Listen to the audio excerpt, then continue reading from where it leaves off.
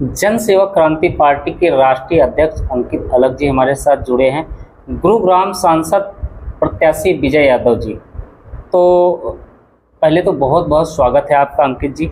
उच्च संसद में आपने जाने का निर्णय लिया। आपने गुरुग्राम लोकसभा से जुझारू प्रत्याशी उतारे हैं, जो आंदोलनकारी जिनका एक चेहरा बन चुका था, विजय यादव जी। तो अंकित जी, आपका पर्पस क्या है सिर्फ गुरुग्राम लोकसभा तक ही सीमित रहने के लिए? सबसे पहले आपके चैनल के सभी दर्शकों को नमस्कार।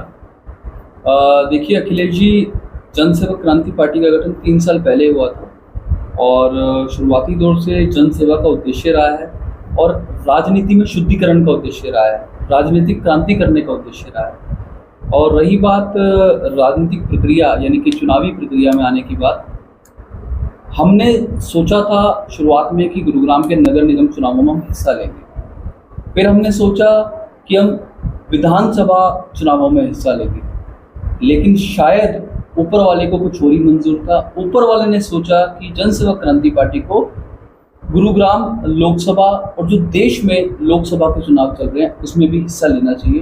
तो ये ऊपर वाले की मर्जी थी और ये हमारा सौभाग्य था कि हमें एक जुझारू, कर्मठ और जो ज़मीन से जुड़ा हुआ है ऐसा व्यक्ति में मिला, भाई विजय यादव। और दोनों का मेल हुआ क्योंकि इनके मन में भी सेवा का भाव था और जन सेवक क्रांति पार्टी भी ऐसे व्यक्तियों को चुनती है, ऐसे व्यक्तियों को देखती है जिसके मन में सेवा का भाव हो। और हिंदुस्तान की सबसे बड़ी पंचायत संसद भवन में जाने का निर्णय हमारी टीम ने लिया और भाई विजय यादव को हमने प्रत्याशी बनाया। गुड़गांव को लेकर आपका विजन क्या है, एक जन सेवक क्रांति पार्टी के अध्यक्ष होने के नाते? देखिए, गुरुग्राम को लेकर के हमारा जो विज़न है वो आदर्श गुरुग्राम होना चाहिए। हमारे गुरुग्राम में युवाओं को रोजगार मिलना चाहिए, हमारे गुरुग्राम में स्वास्थ्य सुविधाएं होनी चाहिए, हमारे गुरुग्राम में बस स्टैंड होना चाहिए, हमारे गुरुग्राम में जो भी मूलभूत सुविधा होनी चाहिए प्रत्येक व्यक्ति को मिलनी चाहिए। और इसके आसपास लगते हुए जिले यानी कि रेवाड़ी और मेवात, अगर मैं मेवात की बात करूँ तो हम चाहते हैं कि मेवात के लोगों को वही सुविधा मिल पाए जो गुरुग्राम, जिसको विकसित कहा जा रहा है कथित रूप से, लेकिन वो विकसित है नहीं। मैं चाहता हूँ कि मेवात के लोग भी, उनके वहाँ के युवा भी रोजगार प्राप्त कर सके, मेवात में भी ट्रेन पहुँच सके और शांति बनी रहे, भाईचारा बना रहे और मेवात का विकास हो सके। रेवाड़ी के युवाओं को रोजगार मिलना चाहिए, वहाँ के किसानों को मुआवजा मिलना चाहिए, वहाँ पे जो भी समस्याएं हैं उनका स्थायी समाधान होना चाहिए। और जैसे मैंने बोला, राजनीतिक क्रांति, एक जमीन से जुड़ा हुआ व्यक्ति, क्योंकि आज इस गुरुग्राम लोकसभा को राजशाही से मुक्त कराना है, तो इसीलिए एक सेवक को आना है। एक सेवक ही राजा को हटा सकता है। इसीलिए हमारा विजन ये है कि गुरुग्राम विकसित बने, कथित रूप से नहीं, सच में विकसित। गुड़गांव लोकसभा से सांसद प्रत्याशी विजय यादव जी हैं। यादव जी, समाज सेवा छोड़ के राजनीति में आने का मन क्यों आपने बनाया, क्या कुछ कारण रहा? नहीं, ऐसा कोई विशेष कारण नहीं रहा। हमने पूर्व में किसानों को लेकर, अही रेजिमेंट को लेकर, नगर निगम मानेसर में जो अनियमितताएं हैं उनको लेकर समय समय पर धरने, प्रदर्शन और आंदोलन किए हैं और उनकी सुनवाई नहीं हुई। हम मुख्यमंत्री तक बात पहुंचाई है, केंद्र के मंत्रियों तक बात पहुंचाई है, हमारे स्थानीय सांसद को कई बार ज्ञापन और चिट्ठी के माध्यम से या स्वयं हमने मिल के भी बात पहुंचाई है और उनका कहीं कोई सुनवाई नहीं होने के कारण हमें राजनीति में आना पड़ा। क्योंकि राजनीति ही एक ऐसा मंच है जहां से हम इन समस्याओं को सुलझा भी सकते हैं। और भारत की सबसे बड़ी पंचायत, भारत की लोकसभा, संसद, वो एक सबसे उचित मंच है इन बातों के लेके केंद्र सरकार तक पहुंचाने के लिए, ताकि उनका समस्याओं का समाधान करवा सके। आने वाले समय में अगर आप भारत की संसद में पहुंचते हैं तो गुड़गांव को लेकर आपका क्या विजन है? गुड़गांव को लेके यही विजन है कि वैसे तो गुड़गांव आज सबसे ज़्यादा औद्योगिकरण भी हो चुका है, आईटी हब बन चुका है, मिलेनियम सिटी कहते हैं, साइबर सिटी कहते हैं, हरियाणा में सबसे ज़्यादा रेवेन्यू देने वाला शहर भी है। और इन सब के बावजूद जो मूलभूत सुविधाएं आम जनता को मिलनी चाहिए, चाहे वो बस स्टैंड की हो, हॉस्पिटल की हो, बरसात में बरसाती पानी के निकासी की हो, टूटी फूटी सड़कें हैं, तो इन सब का भी उद्धार होना चाहिए, इन सब का भी विकास होना चाहिए, डेवलपमेंट होनी चाहिए। तो मैं समझता हूँ तभी गुड़गांव का भला हो सकेगा और तभी एक गुड़गांव विकसित जिला या विकसित शहर बन पाएगा। 6 बार के लोकसभा सांसद, पूर्व मंत्री, वर्तमान में भी सांसद ही हैं, तो उनको कितनी टक्कर दे पाएंगे विजय यादव जी? देखिए, वो परिवार शुरू से राजनीति में रहा है। 1952 में इस देश में जब पहला इलेक्शन हुआ तब से लेकर आज तक कहीं ना कहीं पक्ष और विपक्ष में वो राजनीति के केंद्र में रहे हैं। रही बात टक्कर देने की, तो देखो हम भी समाज से, जनता से जुड़े हुए हैं और अब दक्षिण हरियाणा अहिरवाल एक राजनीतिक संकट का भी सामना कर रहा है, राजनीतिक नेतृत्व के संकट का सामना कर रहा है।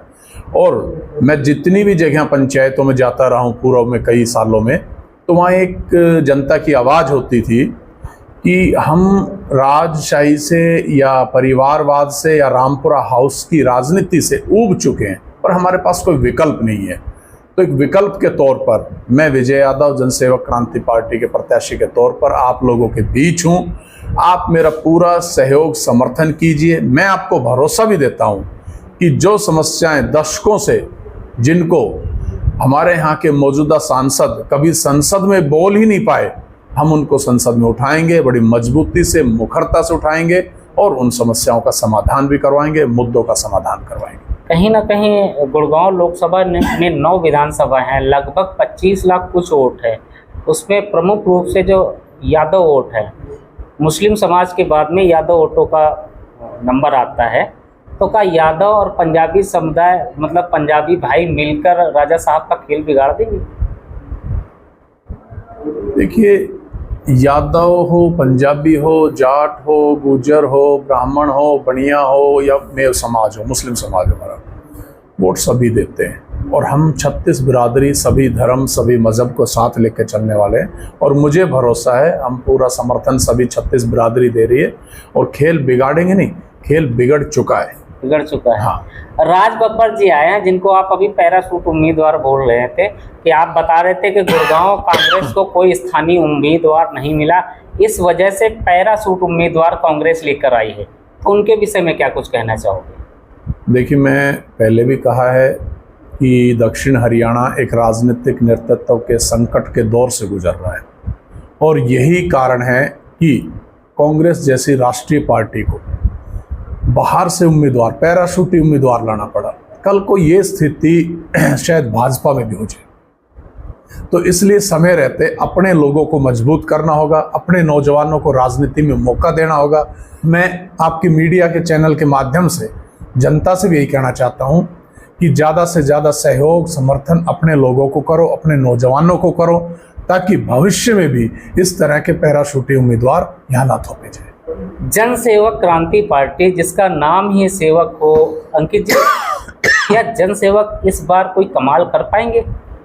देखिए, ये तो मुझे लगता है अपने मुंह मियाँ मिट्टू करने वाली बात होगी। ये आप आम जन से पूछ सकते हैं।